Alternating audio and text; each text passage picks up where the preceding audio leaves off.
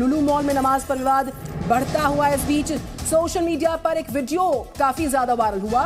हिंदू संगठनों ने नमाज पर सवाल उठाए हैं। 11 जुलाई को मॉल का उद्घाटन हुआ, हाल ही में उद्घाटन हुआ।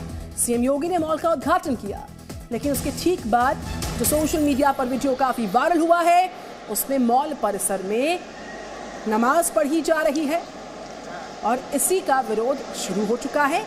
हिंदू संगठन नमाज पर सवाल उठा रहे हैं। 11 जुलाई का उद्घाटन की वो तारीख जिस दिन उद्घाटन किया था सीएम योगी ने मॉल का, उसके बाद से वीडियो सामने आया। मॉल परिसर में कुछ लोग नमाज पढ़ रहे हैं और इसी पर सवाल उठ रहे हैं।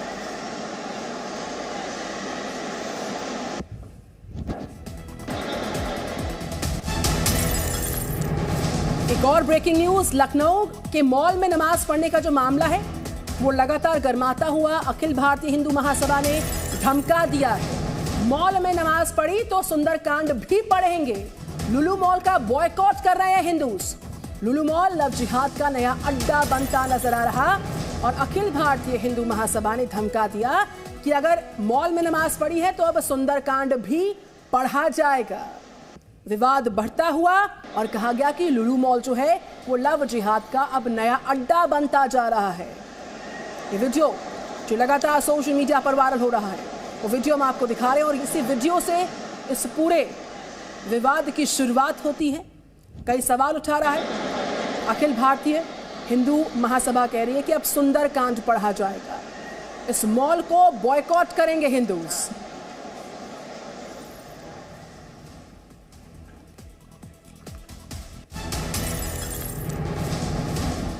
तो लुलु मॉल में नमाज पर हनुमानगढ़ी के महंत साफ तौर पर कह रहे हैं कि नमाज पढ़ने पर अब यहां पर हनुमान चालीसा का पाठ किया जाएगा। मॉल में नमाज पढ़ने पर धमका दिया गया राजू दास द्वारा। जिस प्रकार से वहां पर 80% मुसलमान को ही उन्होंने रखा है, लेकिन 20% जो है हिंदू लड़कियों जो रखा है, एक भी मुस्लिम लड़की को नहीं रखा है, हिंदू लड़की को रखा है। इसमें और भी मामले हैं।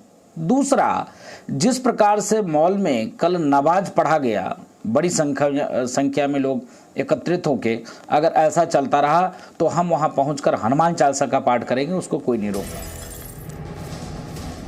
तो मॉल में नमाज पढ़ी तो हनुमान चालीसा का पाठ करेंगे। इस खबर पर करेंगे विस्तार के साथ बात। खास मेहमानों का पैनल मेरे साथ लाइव है। सभी को मेरा नमस्कार। मेरे साथ है महंत राजू दास जी, नमस्कार आपको मेरे साथ शिवानी दुर्गा है, हिंदू धर्म गुरु है, नमस्कार। साथ ही जुनैद हारिश है मेरे साथ, इस्लामिक स्कॉलर आप हैं। इसके अलावा यास्मीन फारूकी है जो कि एसडीपीआई के नेशनल सेक्रेटरी हैं। इसके अलावा मेरे साथ हैं विजय शंकर तिवारी जी, सर आपको मेरा नमस्कार है। महंत राजू दास जी, नमाज को लेकर जो नया मजहबी विवाद छिड़ चुका है, अब आपकी क्या तैयारी है? किस तरीके से आप कूच करेंगे आने वाले वक्त में? और हनुमान चालीसा न सही, उसके साथ साथ सुंदरकांड का पाठ भी पढ़ा जाएगा। धार्मिक गतिविधियों को सार्वजनिक जगह पर करने का ये क्या तरीका है? यही तो विवाद की जड़। नहीं देखिए, हमको योगी जी के सरकार के ऊपर विश्वास है। उत्तर प्रदेश में लाइन ऑर्डर मेंटेन है, कानून की राज है। तो मैं इसके नाते मैंने कहा कि दोबारा ऐसी ना हो घटना। अगर दोबारा ऐसी घटना होती है तो हम वहां हनुमान चालीसा का पाठ करेंगे इसके नाते, क्योंकि लुलु मॉल, उस मॉल में आप देखिए कि दो पहलू है। पहला पहलू ये है कि आपने 80% उन मुस्लिम नौजवान को रखा है, उसके बाद 20% आपने खाली हिंदू बहनों को रखा है। अब मुस्लिम बहनों को रखे होते, क्या जरूरत था? जब 80% आप मुस्लिम भाइयों को रखे हो तो 20% हिंदू बहनों को रखने की क्या जरूरत था? नंबर 1। नंबर 2, आपको किसने अधिकार दिया वहां सार्वजनिक जगह पर भीड़ एकत्रित होकर नमाज पढ़ने के लिए? तो अगर आप ऐसा करोगे तो हम भी वहां हनुमान चालीसा का पाठ करेंगे, हमको भी कोई नहीं रोक सकता है। बिल्कुल, देखिए आपका कहना है कि सूबे की सरकार पर विश्वास है, लेकिन सार्वजनिक जगह पर इस तरह से नमाज पढ़ने पर कड़ा एतराज है। अगर दोबारा ऐसी हरकत होती है तो आप कूच करेंगे लखनऊ और आप उसी जगह पर नमाज के बदले किस तरीके से हनुमान चालीसा का पाठ करेंगे और साथ ही साथ सुंदरकांड भी पढ़ेंगे। विजय शंकर तिवारी जी, स्पोक्स पर्सन मेरे साथ विश्व हिंदू परिषद के।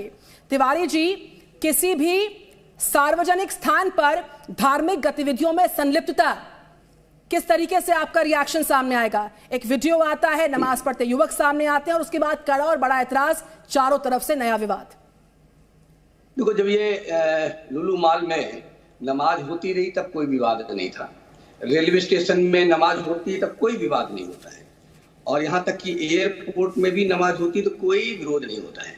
लेकिन जो ही वहाँ पर सुंदरकांड की पाठ की बात होती है, वहाँ पर हनुमान चालीसा करने की बात होती है तो विवाद खड़ा हो जाता है। यही विवाद देखो, अभी तक वहाँ नमाज होती रही, कोई विवाद नहीं था।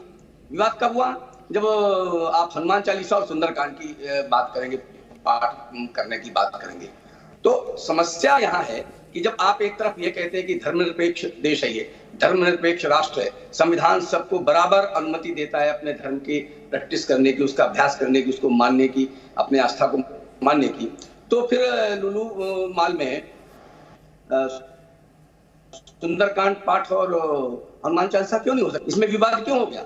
विवाद क्यों खड़ा किया गया? तो इसी मानसिकता को बदलने की आवश्यकता है। सार्वजनिक स्थानों पर अगर यह मान्यता है कि यहाँ पर कोई भी धार्मिक अनुष्ठान, स्टेशन हो, एयरपोर्ट हो, मॉल हो, ऐसा कोई भी सार्वजनिक स्थान हो, वहां पर कोई भी इस प्रकार की गतिविधि नहीं होनी चाहिए। ये किसी भी शासन का दायित्व है। ये नहीं कि एक तरफा नमाज तो होती रहे, जो ही आप हिंदू कर्म के पाठ करना शुरू करेंगे, हनुमान चालीसा करना शुरू करेंगे, सुंदरकांड का पाठ करना शुरू करेंगे, कोई समारोह करेंगे, तो आप विवाद खड़ा कर देंगे।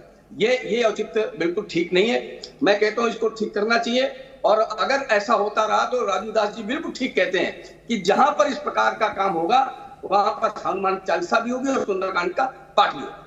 यास्मीन फारूकी जी, आपका कितना इत्तेफाक है इस खबर के साथ, इस विवाद के साथ? साफ तौर पर अब कह रही है अखिल भारतीय हिंदू महासभा कि अगर आने वाले वक्त में ऐसा फिर होता है तो मॉल को बॉयकॉट करेंगे, हनुमान चालीसा पढ़ेंगे, सुंदरकांड पढ़ेंगे। आपका पहला रिएक्शन क्या है इसको लेकर?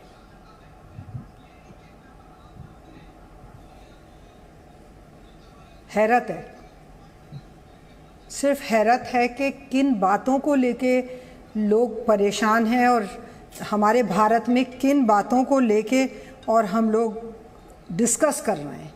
कोई आप मुझे बहुत आराम से बात कर रही हूँ, मुझे अब गुस्सा आना बंद हो गया है इन बातों पे, क्योंकि हमारे यहाँ मुद्दे ही सिर्फ हम रोज़ाना बैठ के धर्म के नाम पे डिस्कस करेंगे, धर्म के नाम पे बातें करेंगे, धर्म के नाम पे लड़ेंगे, और कोई बात हमारे पास हिंदू मुस्लिम के अलावा नहीं रही है। किसी भी मॉल में चले जाइए, जो प्राइवेट हॉस्पिटल्स हैं, मैं आपको उनमें मंदिर बता दूं, जितने भी प्राइवेट हॉस्पिटल